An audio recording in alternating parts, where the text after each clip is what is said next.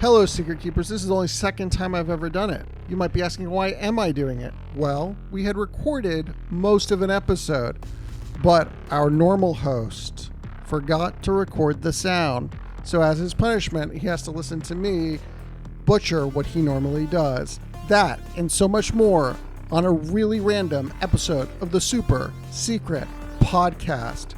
Shh! Everyone tell Joel about it.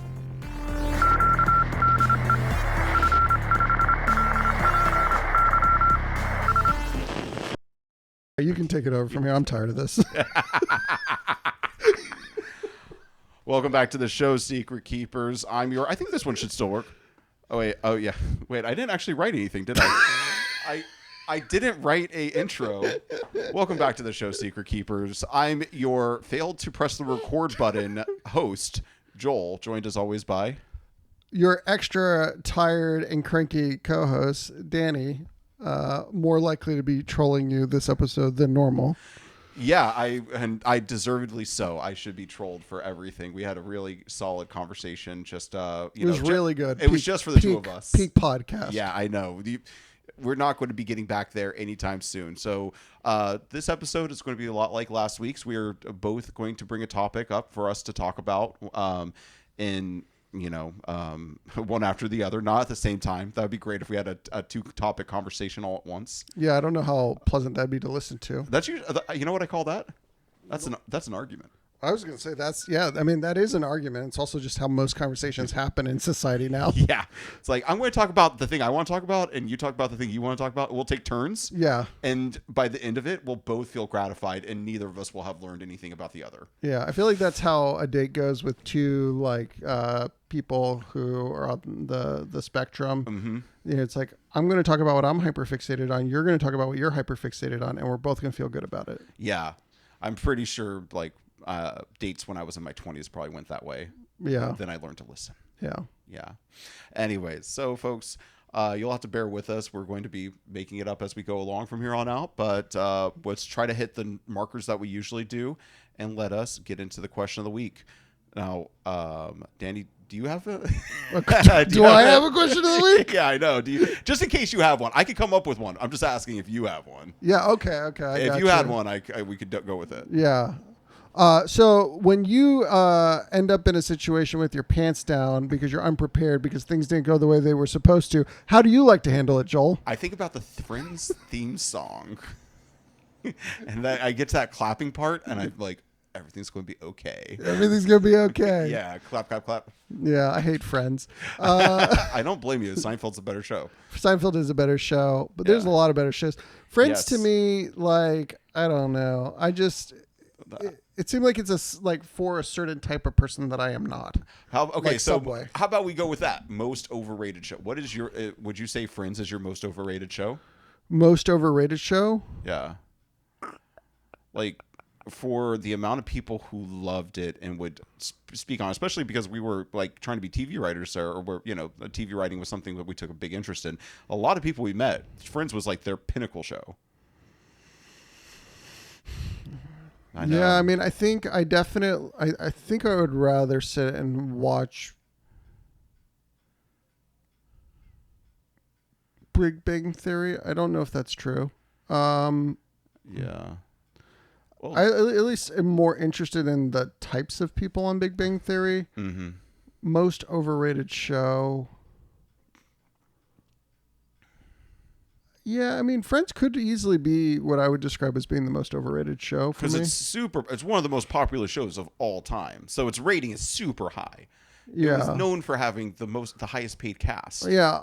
I'll go with Friends. While you're talking, if something occurs to me, I'll come back in, but I don't think I can think of a show that I'm like, oh yeah, that was...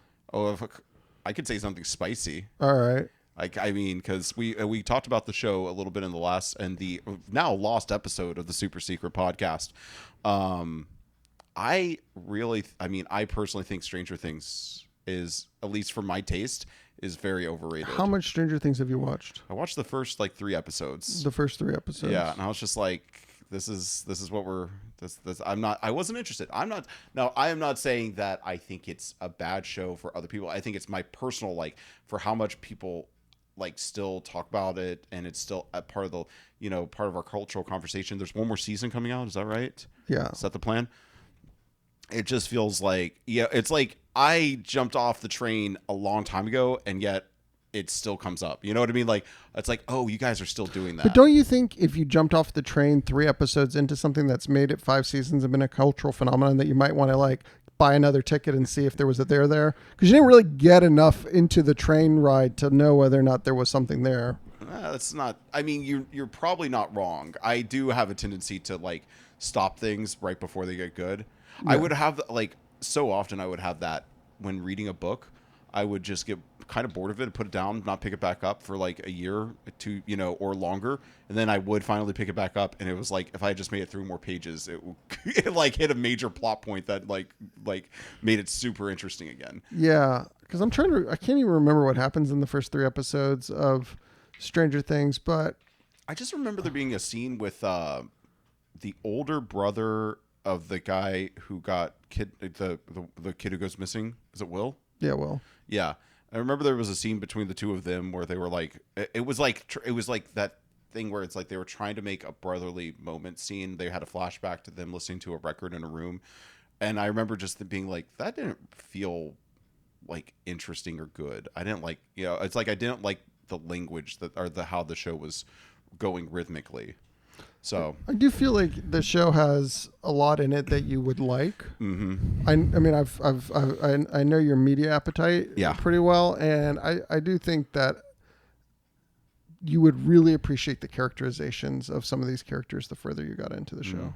It's also amazing, I'm sure, to watch kids grow up. I mean, we talked about Boyhood earlier today. Yeah, and how it's a black mark on slavery. The one thing that we were glad we were going to edit out. Yeah, we literally were walking in between the break to go get more batteries so that we could record this thing. Mm-hmm. And we're like, yeah, let's just not make any more 12 years a slave jokes. And we just brought it back and made Especially it work. Especially because now the context isn't there. The context is, I heard through the grapevine, living in Austin, where Boyhood was shot, and Richard Linklater works out of, that they had to change the name because they were going to call the movie 12 Years, because it takes place over 12 years. And then the year before it came out, 12 Years a Slave came out, and so he felt like he probably shouldn't, get it confused, those two movies confused. We'll bleep out all that context. Yeah. It's his punishment for not pushing record. Speaking of which, let's go ahead and check. Yes, we're still recording. We're still recording. So, I mean, that's, yeah. Play the birthday video.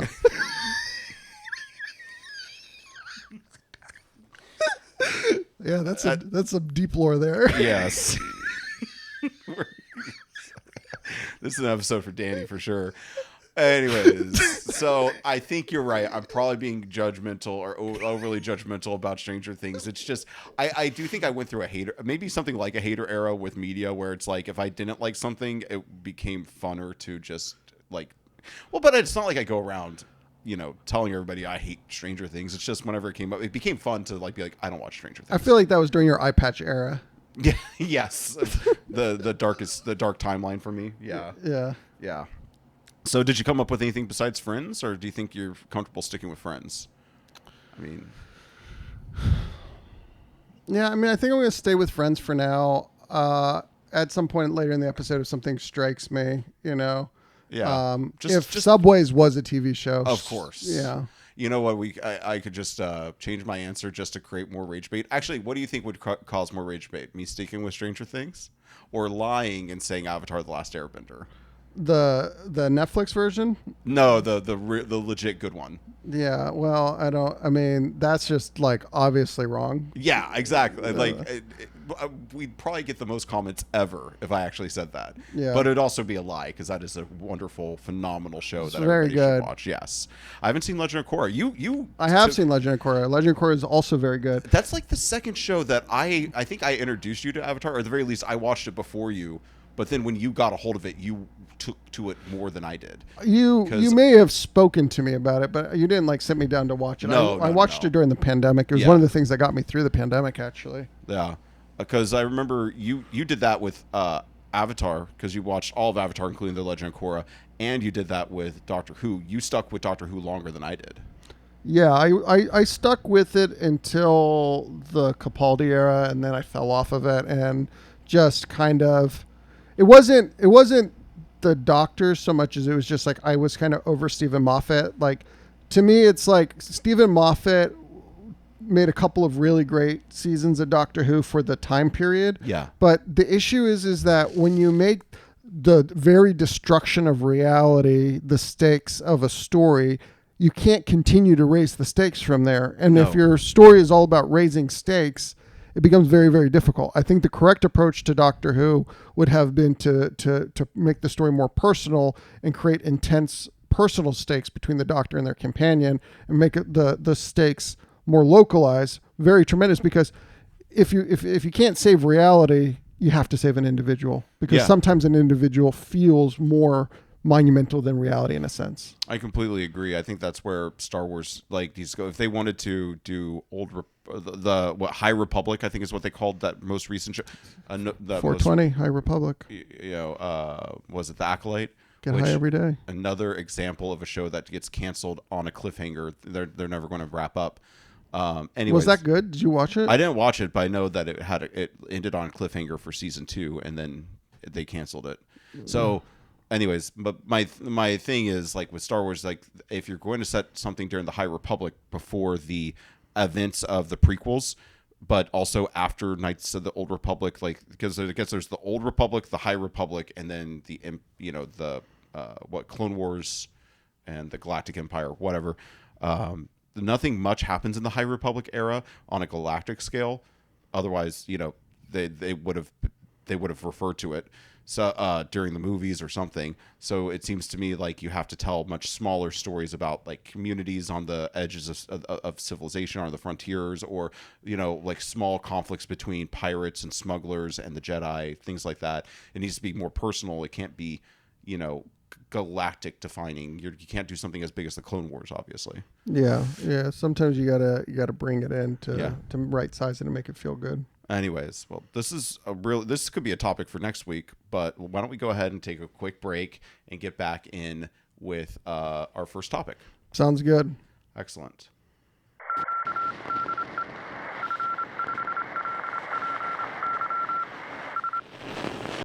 Hey folks, if you hadn't heard already, X Seekers of Fortune, the game that Danny and I created, it has met its goal on Kickstarter by, what is it, 256%. So much money. Thank y'all so much for your support. But if you haven't gotten around to it yet, don't worry, because you can still get all the special stuff that's going to come with the first edition, Kickstarter edition of X Seekers of Fortune. And you can do that by becoming a late pledge. Where would they go to? Yeah, the best way to do this is to actually just go to either the Kickstarter page, or if you go to xseekersoffortune.com, it will automatically redirect you to the Kickstarter page. Once you're there, you're going to see a late pledge button. Click that, and it's going to bring you to a pre-order page. Most of our packages are still available for the base game, the deluxe game, and the multi-game bundles. Once you've chosen the package that is right for you, you'll be brought to a place where you can add on very cool original art playmats, or even some uncut sheets. Yeah, no, those playmats look so good, and they are good for any TCG that you play. You can pick up our full art playmat for Pure Beyond. No, not Pure Beyond. Silence the Ego. Silence the Ego. Love it. Such a great piece of art. Daniela Ivanova. It looks great blown up. And I think it would look great if you were even playing Magic or Pokemon on top of that. That's the great thing. And that's part of the reason why we wanted to offer the full art playmats is we want you to be able to enjoy this art and experience this art regardless of what TCG card game you're playing. And what better way to do that than to just give you a classic full art playmat like you would expect to get from Magic or Pokemon or whatever. But not Yu-Gi-Oh. No, I'm joking. Just whatever. Yeah. So basically, go in late pledge if you can, because remember there are benefits to getting the first edition. It's going to come with a booster pack. Yep. Inside the box that's going to have 5 new cards in it, or not 4 cards. Yep. Mimic Map, Dire Rescue, Artful Improvisation, and an alternate art for Make Off With, which is pretty cool. Oh, one more. Excavate. 5 cards. Yeah, we forgot that. Yeah, Excavate. Yeah. So folks, you get that with the first edition printing. If you don't buy, if you're not a late pledger, and we go to print, there's no guarantee that you could find on the open market a first edition run of this. After this edition comes out and is printed, every subsequent edition won't have the stamp. It won't have the booster pack. You'll have the inside. standard 36 Action X cards, but the first editions you're going to get 41 Action X cards. 40 of them will be original, right? Because you'll have two make off with two make off with. You'll get to choose which one you want. But yeah, and we're only going to add more cards from here. And you'll have every Action X card except for Ancestral Dream, which was special for the pre-reservation backers. So you may have to track one of those down through other means. It starts with a subtle urge. You tried to ignore it, but the call, it intensifies. Do not look away, kid. This is your moment. It is time to set your sights on new adventures in X, Seekers of Fortune. A quintessential two-player strategy card game filled to the brim with mystical challenges and unpredictable twists. As Fortune Seekers, race to claim 5 adventures by assembling the necessary leads to fulfill your quests. But who said it would be that simple? Throughout your quest, you and your rival will unearth ancient sites, perform staggering feats, and discover powerful relics for use in noble or ruthless ways. As you gather more experience, you will discover crafty combinations that will save your hide or sabotage the competition, leaving you with the prize. Remember, the line between a legendary explorer and a mere footnote in history is drawn by knowing when to press forwards or when it is time for cunning manipulations. It is time to answer the call. X marks the spot. Set forth and seek your fortune.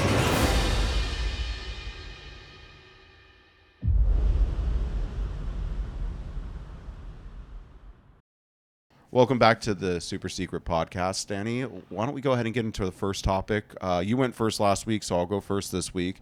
And aside from the topic that we just lost, which we did, how long did we talk? A couple hours. Yeah. At least. I mean, I don't know. I mean, I don't know, because the thing that normally tracks us wasn't. Oh, I can always watch the video. We have the if video. we want to just put salt in the wound. Yeah. Hey, Will, just play some of the video without audio. Yeah. See this and speed it up to like 10x speed so they can just see how long this is going on. And look how much fun we're having. This would have been a great episode. So let Joel know in the comments how you feel about this. You were deprived of this. This was a gift to you, obviously, that you are not going to get to open.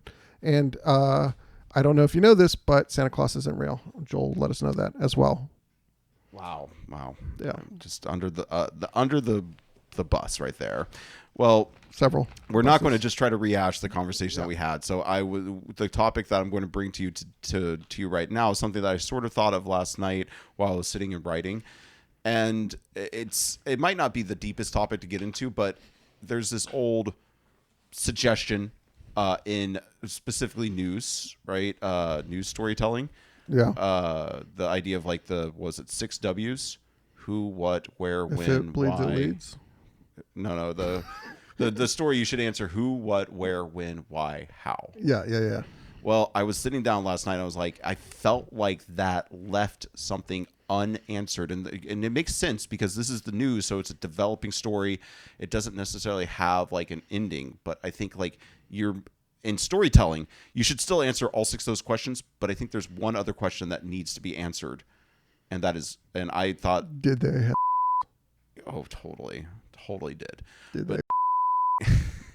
But I was thinking that the 7th W that they should add is will. Why more? Will your character succeed? Will they succeed in what they're trying to do?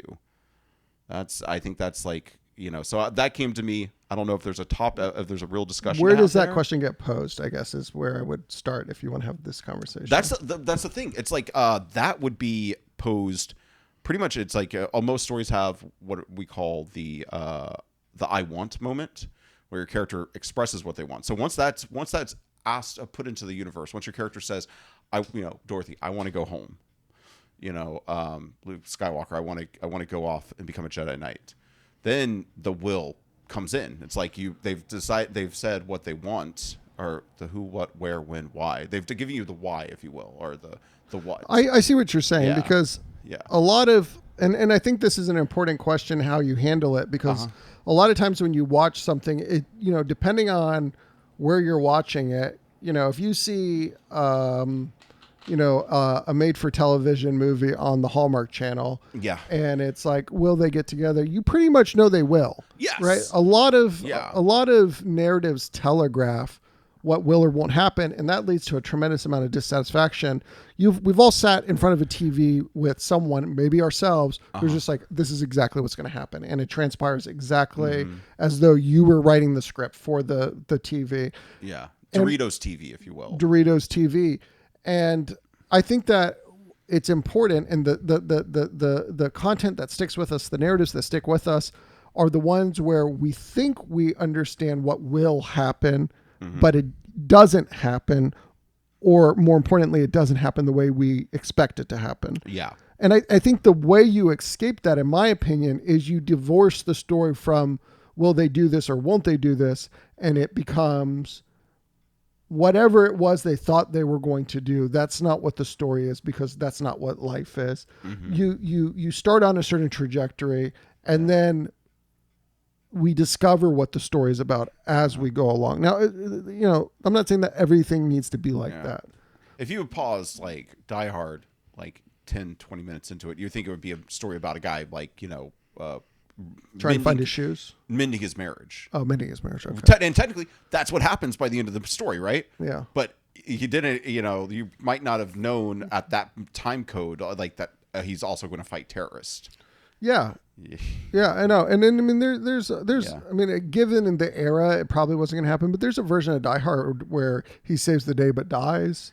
That I wouldn't be surprised if there's an earlier draft, because I remember there was like supposed to be an older actor in it at first, like Frank Sinatra, I believe. I know. Weird. He was going to be John McClane? Yeah, or whatever the character's name, because he had been.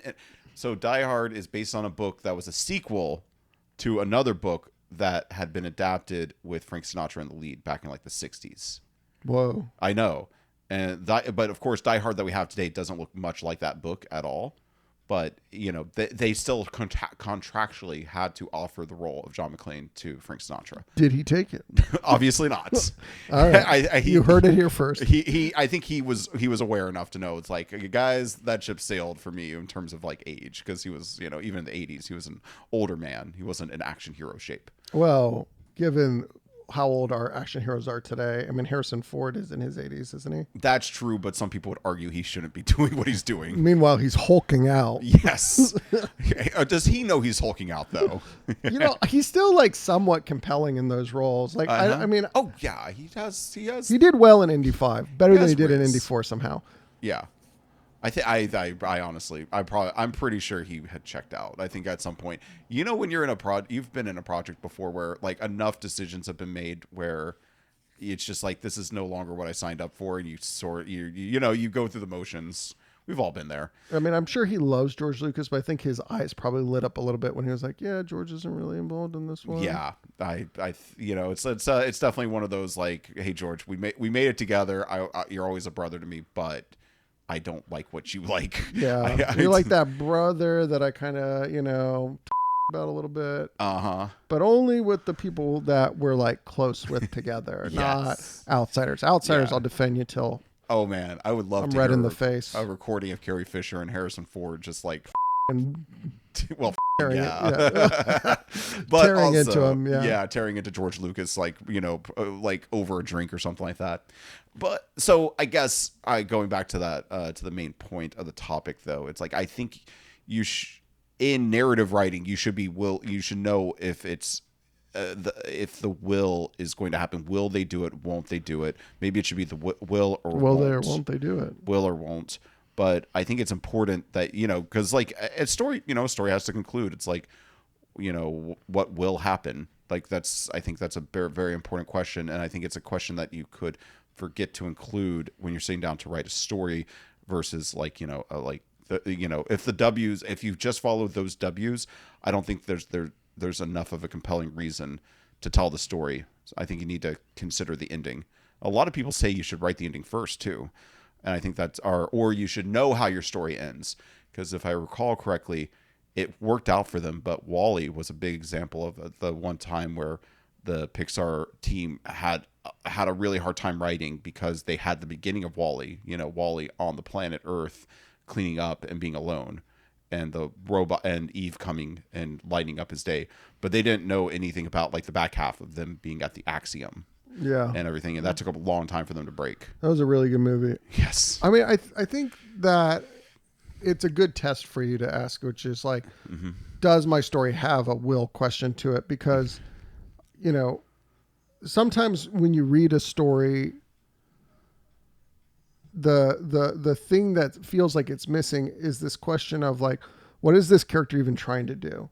Right? Like this happens a lot with unpublished stuff. Like when people are just learning to write, they'll write sort of like a character who's like going through the motions of something, but like they don't necessarily have wants or objectives or anything. You can't even tell what it is that they would or wouldn't be doing by the end of the story. And so like one test is, okay, do I know as the audience roughly what this character cares about and is attempting to do? Could I pose a question? Will they do this or won't they? Yeah. And if you can't pose that question, I'm not saying that it can't be a good narrative or good piece of fiction, but you're probably now in that terrain where you knew the rules enough to break them. Otherwise, you probably are in trouble. Yeah, 100%. Like you will see that often with early, usually not movies that make it to like feature length movies, but like short films and in film school. I think it's also like a situation that you see in like sketch comedy, or like they often in sketch comedy they often complain that it's hard to end sketches, and it's probably because sketches are a premise that don't necessarily have a will to them, or will or won't they. It's just sort of like, this is the funny thing that we're doing, and it might be a good idea to punctuate. Yeah, because like part of I think what makes a good sketch is usually a sketch is going to have a punchline. Yeah, you have a couple of different sketches. It's like a sketch that builds to a punchline, which tends to be like how I think Key and Peele does it. Or like they kind of do both, where it's like a great premise with a great punchline. Some people just do a great punchline or a great premise. Yeah. But I think a lot of times when you get into a great premise, the problem is you don't know how to exit a great premise without either just doing it to death. That's what SNL does all the time. Yes. SNL just does, it feels like they do mostly premise sketches.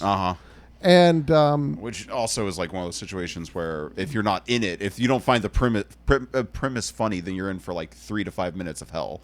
Of them just repeatedly, or like this funny character that they decided to base an entire sketch on.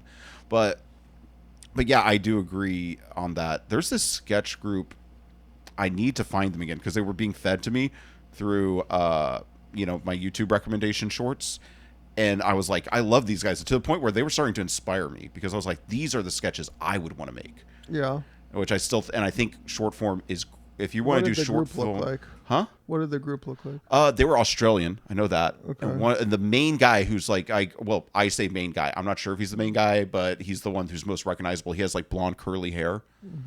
I need to go and find them, but I know that they had a mime sketch where like they're it's like a police officer's like interacting with a mime in a park, and all of a sudden the mime starts miming that they're doing a lot of illegal stuff, and the police officer is having to it escalates that way. But I felt like they always knew how to get out of their sketches. Like they either knew like, okay, there's a punchline, we're done, or they had like some little final tale. They were, like you said, Key and Peele. They remind me a lot of Key and Peele in terms of, obviously their sketches weren't nearly as racial because it's a whole bunch of white people, but white Australians, but their sketches had that, like, it either had that final turn that added a little spice to it, or they just got out on the punchline. Gotcha. Yeah. And yet again, I think that for TikTok, like the short form content, if you want to do something cinematic or like good quality, it needs to probably be a sketch comedy or something like that. You've had some ideas for sketches lately. Yeah, I know. Like I said, they inspired me. I need to watch more of their stuff.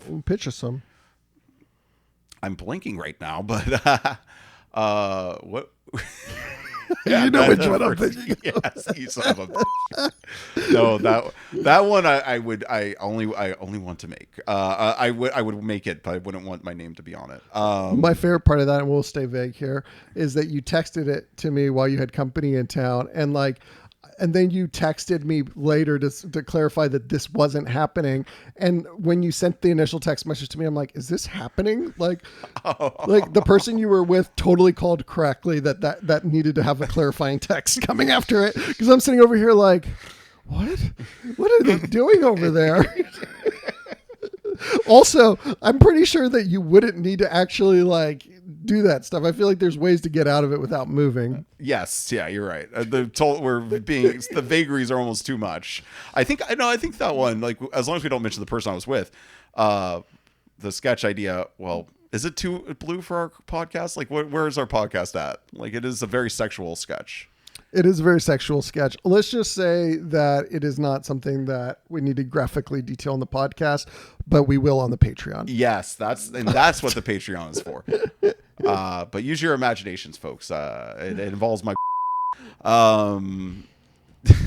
Anyways, but so yeah, I think I just think like I sometimes feel like every now and then I have a thought. I sort of piece together that next little nugget that makes me feel like I'm better equipped. I gain a tool, I gain some insight that I'm better equipped to go into my next phase as a writer or as a storyteller, as a game designer, because I do think game design is storytelling. Or I'm starting to get to that, or it's like a version of storytelling. So I just felt like that was one of those things that they really should teach it like that. If I was going into a class, I would, or if I was reviewing somebody's work and I was trying to run diagnostics on somebody's work, if I was reading their book or their screenplay or what have you, I would probably want to answer those questions. And I think that the question that isn't listed that needs to be there for narrative is will. It's maybe it's will or won't or something like that. But I think will it goes along with it's the seventh W. Will or won't is something that you kind of need to know on the front end going into your story potentially. I mean, you can figure it out as you go along the way, but it is definitely a question that you want your audience to have in their mind throughout.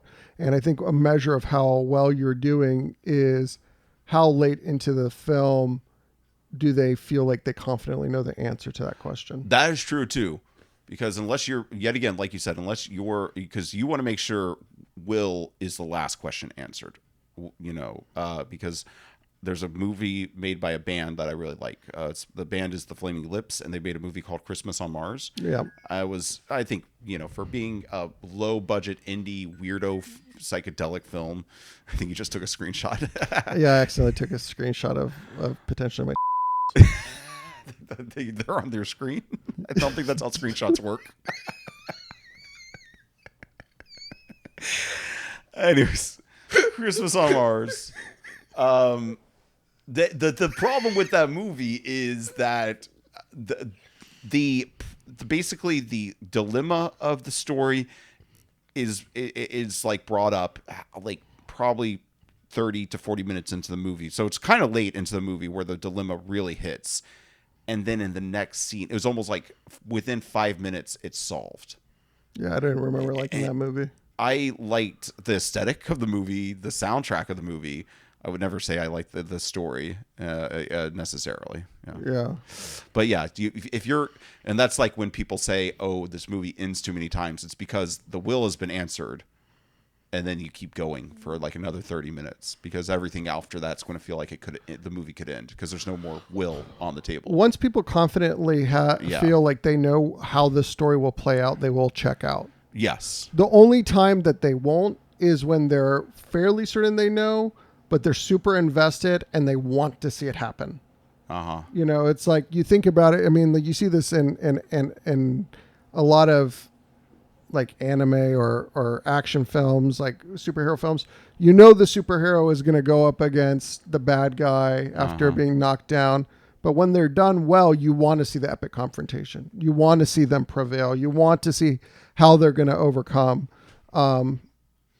But it needs to feel reasonably likely that it's not just going to be, I succeed, it's a happy ending. I always feel like when I'm writing, if my characters are going to win, they have to pay a heavy price of some kind. Mm-hmm. You know, it could be their own life. It could be their own physical body. It could be they paid a price so that even if you get what you want, it doesn't mean what you think it means. Exactly. That is definitely storytelling. Like the want and will are kind of two different things. It's like you get what you want, but is what you want what you need. Yeah. There's a lot that goes into that, and if you haven't, not just you Danny, but if you folks at home haven't read Dan Harmon's breakdown of the story circle or watched any of his videos, it is literally like storytelling 101. It's like everything you need to get started, and he goes into a lot of that sort of like what you just talked about right there.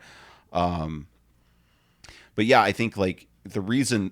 So, like, for example, like, a movie that people say feels like it goes on way too long after it's ended, Lord of the Rings, Return of the King. Yeah.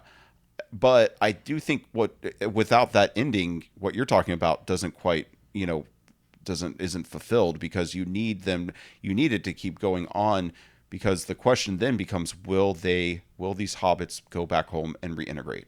Will they go back to their normal lives? And you see 3 of them are able to, and one of them is not able to. He won't be able to go back to his normal life, and he has to, essentially fly off to heaven. Yeah, I mean, there's a need for epilogues in stories to sort of contextualize the meaning of the story, if the story is rich with meaning. Usually if the movie can be ended in a scene after whatever the climax is, like, how deep was that film? Like, that's not a really well thought out thought. Maybe you're going to, throw 10 examples at me where it's like climax happens, one scene, we're done, dismounted, or, very quickly. I would say the original Star Wars, but I would also say that's not necessarily a deep film. Yeah. Also, like, it didn't, like, the resolution was like, the guy got shot and then we're giving you a trophy. Yeah. Like, that's like, okay, that's like, I mean, what, did George Lucas write this? Yeah. Unfortunately. Yeah. No, but I mean, it's like that is what an action, for an action-packed science fiction film, that's how that needs to end, versus a 2001: Space Odyssey, that needs to go on and on for a little bit to make a point. So yeah, it's definitely like it's there's a lot. Obviously, there's a lot to say here, and we're going to. I think storytelling. The more that we get into the podcast in this format, I think we're going to be talking a lot more about our feelings towards storytelling. Yeah. But I do think, like I said, if you want to tell, brain work with me. If you're looking for a way to diagnose if your story is on track, ask, do you know what your character is trying to do, and will they succeed? Won't they succeed? It needs to be heading there, and it should, by the time you get there and you have that question answered, if the will has been answered, will they destroy the ring? Yes. Okay. You probably need to start, every scene after that needs to have a very clear point as to why it's there, or it needs to be gotten rid of. And I do think in Lord of the Rings, there was clear reasons why all those scenes were there. But I think, yeah, I would love to talk more about this in the future as we discuss other aspects of storytelling. I think we should keep coming back to the question of, how important is will? Yeah, I think we will. And I think we know Will is extremely important because he edits the podcast. Yes. Thank you, Will. Thank you, Will.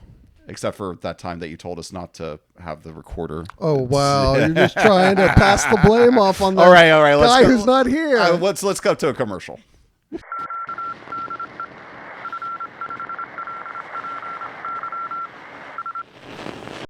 All right. So if you are thinking about backing X Seekers of Fortune for a pre-order, there is one very cool thing that you can do when you are adding on extra stuff to your order. And one of those things is the Digger's Dugout Special. Yes. And what is the Digger's Dugout Special, you might ask? It is a full game at a discount of Ins and Outcasts. Now, Ins and Outcasts is a great game that was made by our friend Andy Netzel. And like Pretzel. Andy Netzel. Yeah. He had a co-designer on it, but their name is escaping me. But Yeah. certainly, if you go to their website and check it out. But the game is finally available in the United States. You can absolutely check it out. We have it, like I said, on sale on the pre-order for X Seekers of Fortune on discount. You can get a special discount, or it's going to be available soon in retail. But I think if you follow Game Changing Designs or go to their website, you can learn more about how you can get a copy of the game. But like I said, if you want a way to order it right now, go to the X Seekers of Fortune pre-order page, and you can add it on. It is a fantastic game. Yeah. So just to give you an idea, do you want to tell them a little bit how it's playing? I was waiting for it. I love the game. It's so Ins and Outcast. It's a great pairing with X Seekers of Fortune, because in X Seekers of Fortune, you go out and you get treasure. Well, Ins and Outcast, it's when all the adventuring has happened and you come back to the tavern to divvy up that treasure, and you get to play. You get dealt out, or you get to choose a hero style card that gives you special abilities. In your way, your goal is to be the one who ends up with the most treasure. You know, to take a little bit more off the top than everybody else, and you're going to have special abilities to be able to do that. Yep. So once you come back from adventure and it's time to check out the loot and divvy up the rewards, Ins and Outcast is just the game to do that. It is super fun. You are going to have a lot of back and forth with the people you're playing the game with, a lot of next leveling. It's definitely a game where you're playing the other players. Yes. Because the entire game is about trying to read people and sequence your cards so that you're the one who scoops up the most riches in the end. So highly recommend it. And yeah, I mean, I think the fact that we're offering a pre-sale to bundle it with our game, that's a full-throated endorsement. We endorse Ins and Outcast. It's a great game. Yes. Well, Danny, I hope that people take advantage of that, but we should get back to the show. Let's get back to the show. Welcome back to the show, Secret Keepers. Now, we went through my backup topic, which like I had a feeling was going to be light, but we got a little bit more out of that than I imagined. And now it's time for your topic, which I think you were telling me it was going to be a light one as well. It's going to be a light one. We're not going to spend a ton of time on this because it's not a very deep topic, but I did want to ask you about it. So I saw an article today that really caught my eye. It was in the Atlantic. Okay.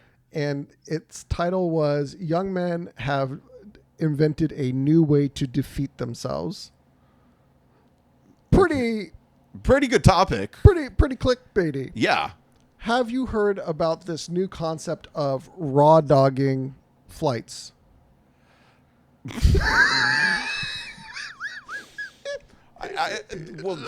Okay. My first thought is this a new concept? Is this one of those things where Gen Z got onto an airplane and started doing the same thing we've always been doing it, but they gave it a new name? Because that seems to be the Gen Z way. No. Okay. What is raw dogging flights? Because I have not heard of it. What do you think it is? What do I think? I think it's like you get on the flight and just start like, I don't know, licking things. Like I remember there was that, like right when COVID started, people were licking toilet seats. So part of me feels like that.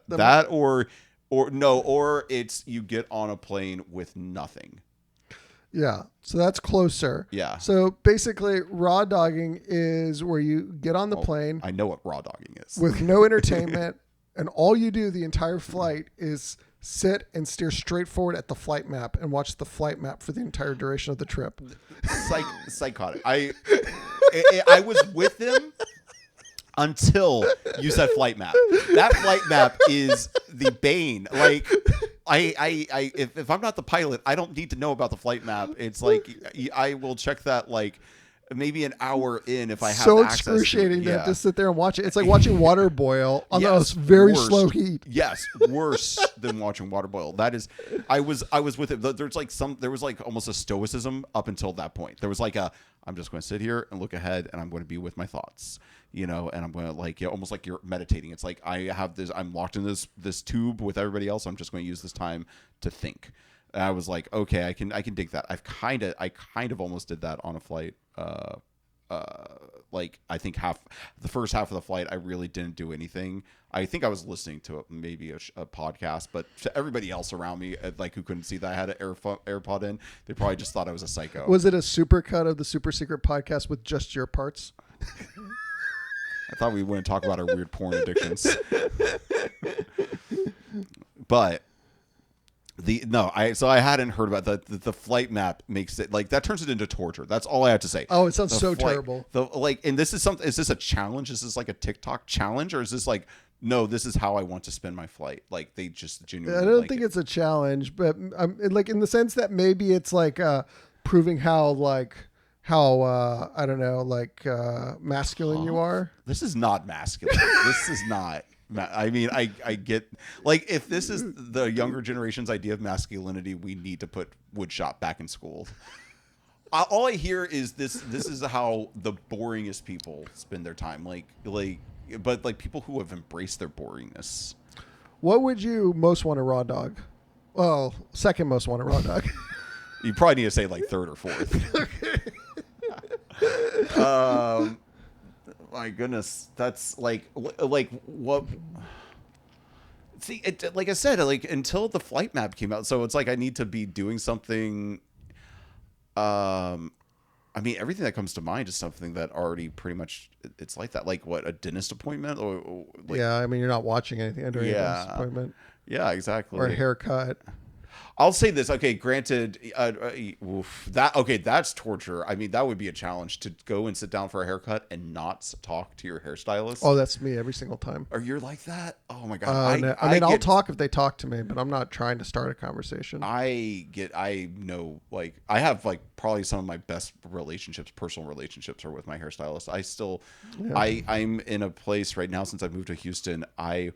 Even though my hairstylist had retired from being a stylist and she was now working in, I forgot, real estate, but she wasn't, I forgot, recruiting, something like that. She was like a social media person for another company, but she basically quit being a stylist, but I kept going to her. Yeah. She let me have home appointments because that's how close we were and that's how much I trusted her. And now that I'm in Houston, they would be ridiculous for me to use her more than one more time. I need to find somebody. Yeah, I mean, you schedule it for your orthodontist appointment trip. That was the plan. I was supposed to go and see her after my most recent orthodontist appointment trip, but then my mom's birthday was that weekend, so I went and saw my mom. Yeah. Did I tell you I'm down to probably 2 more appointments? That's great. These braces are coming off soon. And what were you correcting? An overbite? An underbite? Yeah, I think it's called an underbite. My bottom teeth jutted out in front of my top teeth, which made me feel like an ogre. Yeah. But there was other things that needed to be straightened out. It's going to be we'll share pictures up here when my before and afters. Yeah. But I think there's a lot of improvements that happened. Anyways, no, what I most want to raw dog, like basically it has to be an activity that because that I can't talk, or I shouldn't be talking, and I have to sit there. I'm just I don't. It's like part of me is like I don't know off the top of my head what would be a good one. Sorry, not the best content. I would say a meal. How about that? Is that like a meal without condiments, or what? I guess. I don't know. No, I was imagining it's like a meal where like somehow you watch it being made and then you eat it and you say nothing the entire time.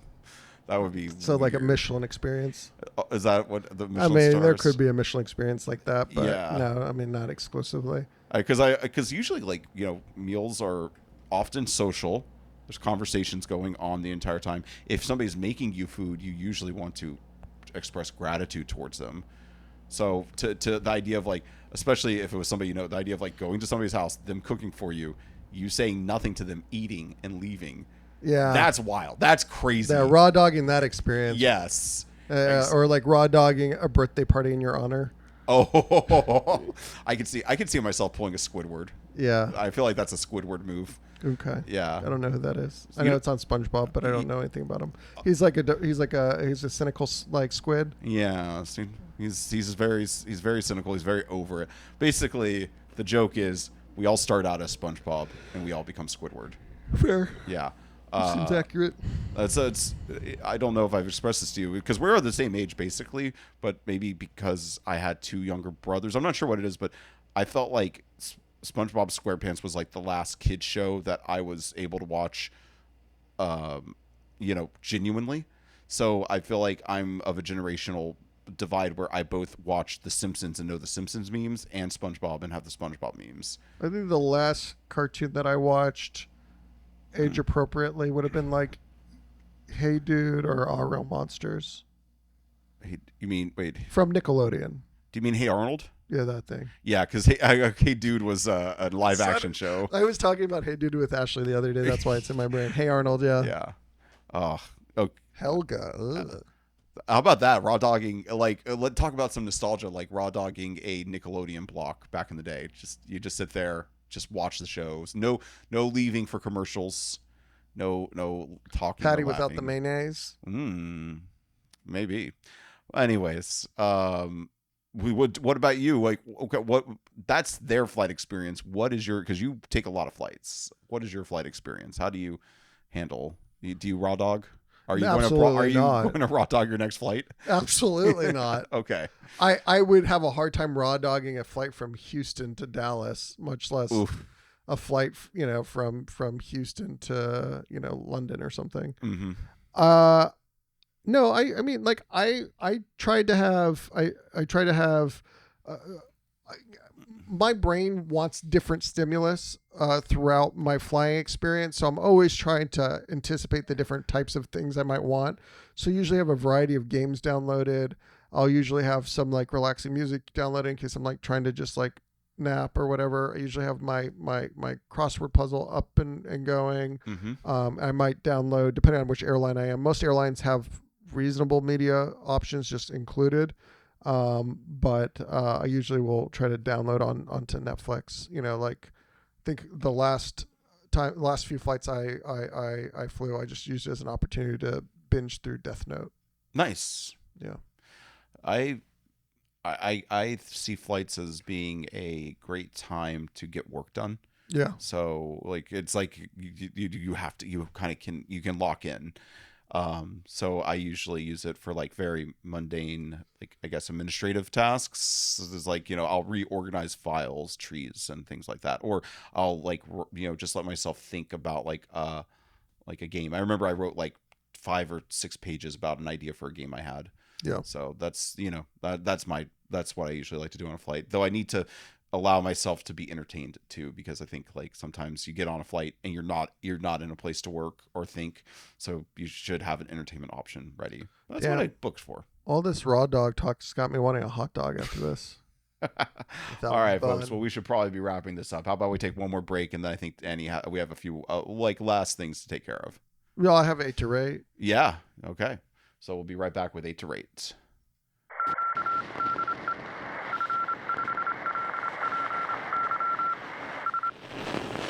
All right, folks, so we're back with the 8 to rate lightning round. This is the overrated or underrated lightning round, where Danny's going to present me with 8 different topics, and I'm going to choose if they are overrated or underrated. Yep, here we go. Topic number 1, Splendor.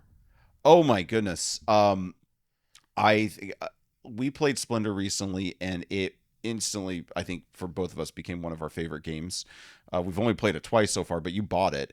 That game is underrated because everybody should be singing off the mountaintops about how amazing it is. I think it might be one of the perfect games. I really enjoyed it. I've actually played it twice with Ashley now too. Number 2, Topo Chico. I'd actually say overrated, and that's going to become very controversial from a former Austinite, but I like them. They're good, but I would choose any other sparkling water as well. Especially something with a little more flavor. Okay. Number 3, LSD. I would say underrated because you can't rate it without doing it. It's like, just the fact that you have to experience it to understand it means that it's always going to be underrated. Okay. Yeah. Number 4, Houston Drivers. I mean, I'll say that they're, I don't know how to rate them. I've had some friendly people recently, so it's kind of getting, the myth is sort of being dispelled. I would say in that case, overrated. If you were to listen to somebody talk about like driving in Houston, you would think that it was freaking Mad Max out there, and it's not quite that bad. It's Mad Max out there. And maybe the way you drive. Yeah, because you're Max. Number 5, prehensile tails. Wait, is that the tail you have before you're born? It's like a tail I think you can use as like a, you can use it for things. You can grab things with it. Oh, like a monkey's tail. Like a monkey's tail. Oh my god, underrated. I would love to have another appendage that I could do things with. I would love to be able to have it's anytime you got a character in an animation, an anime or cartoon that has a tail, they're always doing something with the tail. They're they become superhumans. Pour my coffee with my tail. Oh how much? That would be so fun. How much would we have to raise for you to get a tail? I think that's a question that you have to answer because you have to figure out how much it costs to give somebody a tail. Well, we'd have to probably fly to China or something. Yeah. Well, maybe we could drive to Mexico. Maybe. Although I feel like the tail you would get in Mexico would probably... it'd probably be feathery. It would be filled with concrete or something.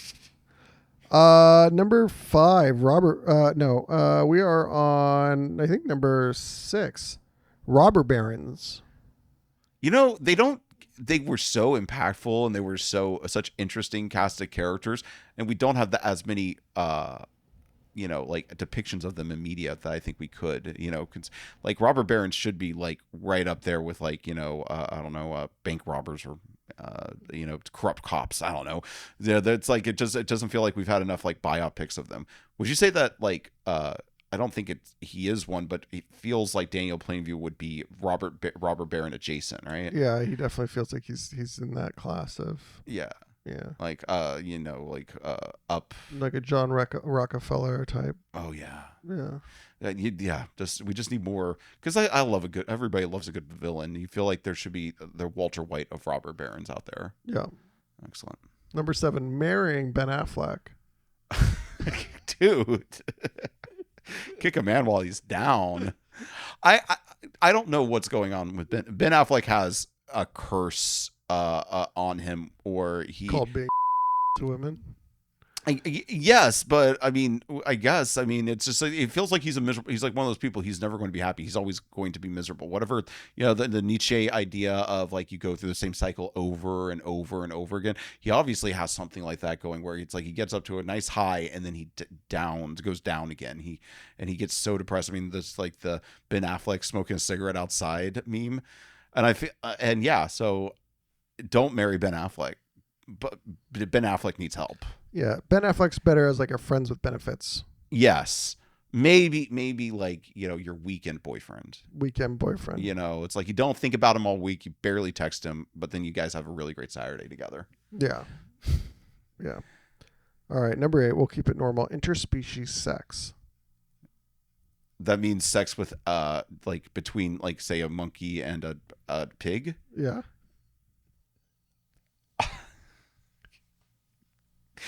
I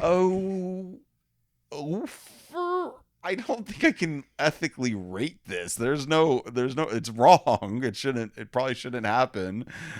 Overrated. There's really no rating for this. Trust me, I can't think of any things that I want to do sexually with any other species. So I guess I'm happy to have that on the record now. Now, if you were to say anamorphized, I'm not saying not furries, not the way that they are, not that specific fetish, but the idea of you see maybe a Rule 34 of a character who's a cheetah woman or something like that. That if we were talking about that, then I'd be well, if it existed. You would consider it. Would you have sex with an alien? An alien? If it seemed clear how you would have sex with that alien. That's a great clarifying question. Well, I'd also have to be attracted. Assuming you're attracted to them. Okay, so they're an alien who's attractive, that it's obvious, our organs could work together. We know this. There's at least something for you to interact with. And I'm vibing with alien? Yeah, at least they're vibing with you. At least... Well, I think the big difference between the thing that makes this is actually the thing that makes so obviously I don't know, monkeys should be having sex with pigs. I don't think that dolphins get up to some crazy things. And I think that's wrong. But I do think that the big divide between humans, interspecies sex with humans, and what makes it wrong is because we have our consciousness, we have our, whatever separates us from animals, I think is the most important thing to keep us from having sex with the animals. And if I'm with an alien and they have like the same sense of being as I do, then that kind of takes that, that takes off a big burden of the ability for the alien to consent. The ability for the alien to consent is huge. That's like a big reason why bestiality is unethical, because the animals can't give verbal consent.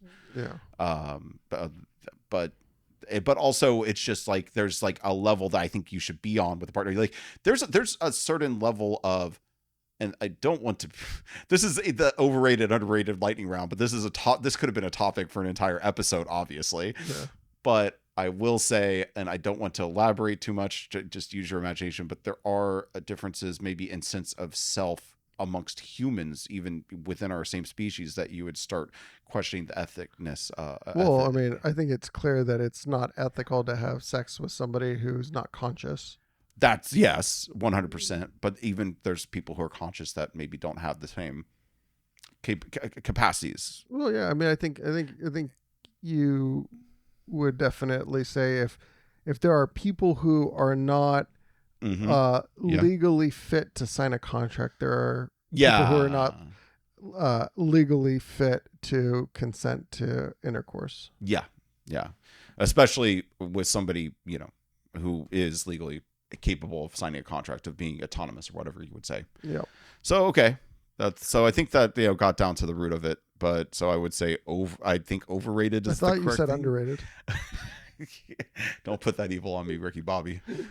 All right. Well, you heard it here first. Was that the last one? That was number 8. That was number 8. I wanted you to end on a high. Well, it definitely ended on me. Or a low, whichever. Getting to a high place.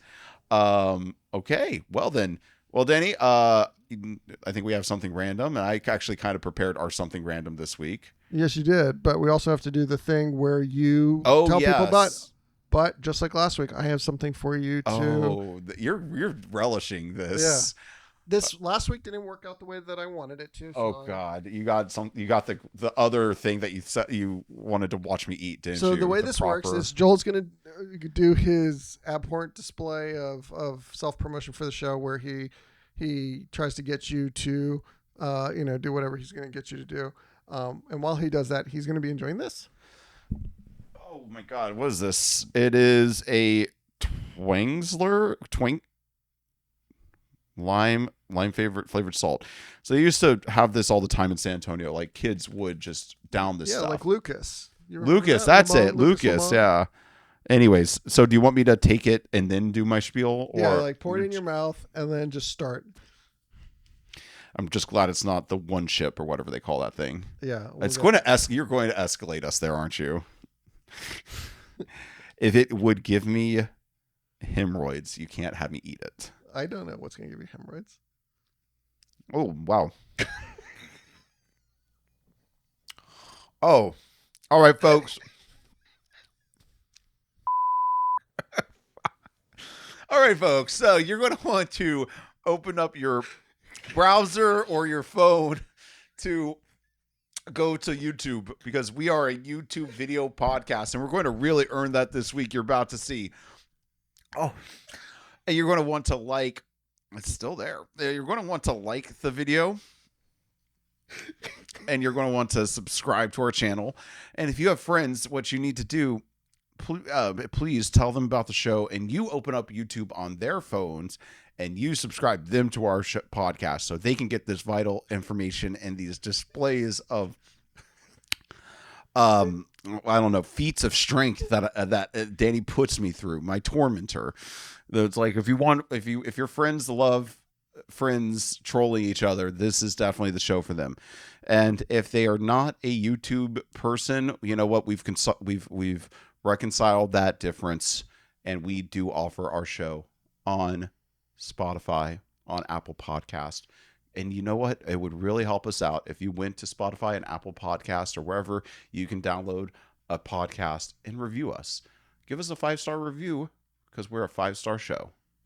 Like Danny knows things about stars. He's been to restaurants with a few stars. Yeah, I've been to a couple 3-star No, one. I've only been to one. A 1 star, yeah. But you do plan on doing a 3 star in your time. I've done a 3-star. I've You done have? one star, one 3-star. Oh, wow, nice. Yeah. And then the other thing we want to say is we don't have. If you want to see more horrible things like me downing an entire baggie of Lucas, I don't think you're supposed to do that all at once. No, there's like a medical warning on it. Oh God, what does it say? Don't do that. Anyways, if you want to see more stuff like that, I think this is like the kind of content we would love to have on our Patreon, amongst other gaming activities, other feats of strength, maybe even some movie reactions coming out here in a bit. So please go to our Patreon. We're not asking you to subscribe for $1 amount. We're just asking you to subscribe. We'll let you know what the tiers, how much you have to. How much you'll get for your money when we start asking for money, but we just want to see how many of y'all are interested in us being on Patreon to begin with. Yeah, I think the big point of Patreon for us is just understanding who's watching the show and what they want so that we can make content that is most relevant to the people who watch it. Yeah. And we love talking about the gaming, but we're also, as you can see in these last few episodes, are getting much more into the idea of talking about narrative, how to write narratives, what goes into good storytelling, because that's, like I said earlier, good game design is storytelling. Yep, we are asking the hard questions like, should you raw dog interspecies sex? And the answer is no. And you should also shouldn't raw dog this flavored salt. I'm sure my blood pressure just went up. Yeah, I can tell. All right, folks. Well, why don't we go ahead and wrap this episode up? So, Danny, I kind of prepared something random for us. So why don't we go outside and, take care of that? That sounds terrible. What is it? Oh, Fight Club? Okay. Jesus. All right. Well, we'll see what it turns out to be. Mm-hmm.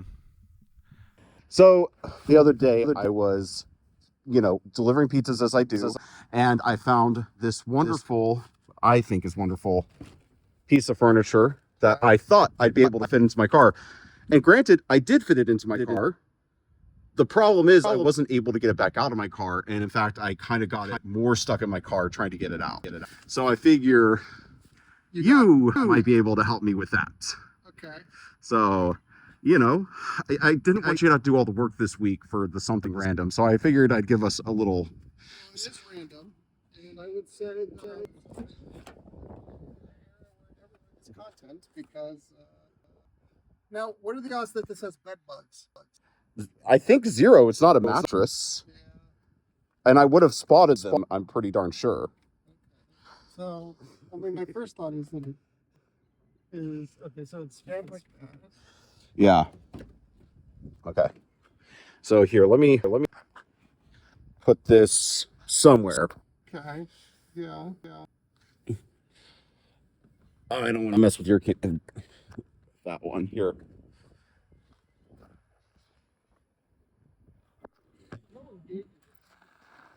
Well, the guy was literally throwing it away as I walked up. So I confirmed with him that it was okay for me to take it. And you managed to figure a way to get it in. Yes. The problem is getting it out. I thought maybe it was just a matter of I needed somebody to help me twist it. But, and we really don't want to like the easy-ish way. Which is what? Taking it apart? I'd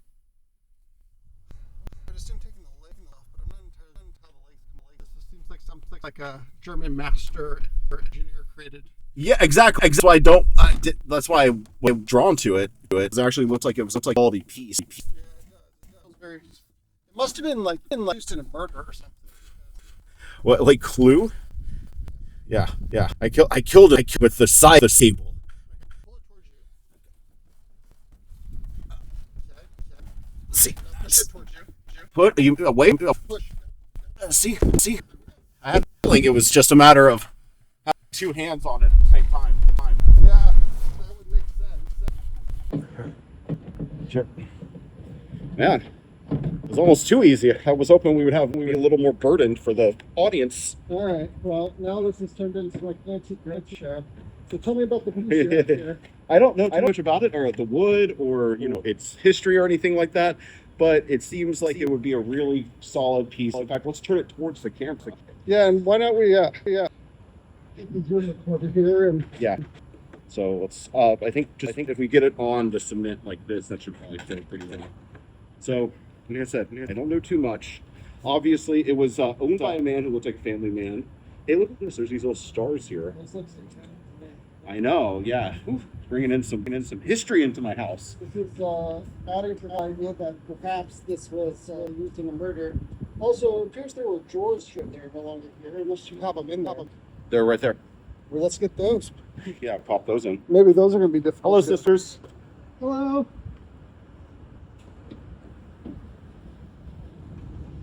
Now, did the person tell you anything about No. why they were getting rid of it? No, he was just cleaning out his garage. He was getting rid of a lot of stuff, including like a what was it called? A Christmas tree, and there was a bigger dresser he was getting rid of. I would never have been able to fit in my car. I figured this like I have two intentions. One is potentially to make this like a TV stand and like the game process on either side, or a space where I can use it as just my charging, my device charging. You know, have all my cords.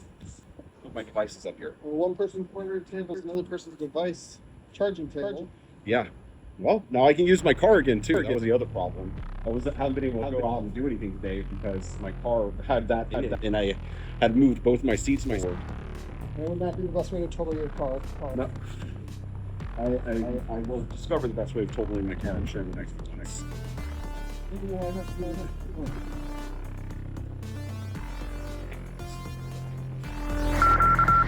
This episode has been edited by William Weinmore and music by James Holden.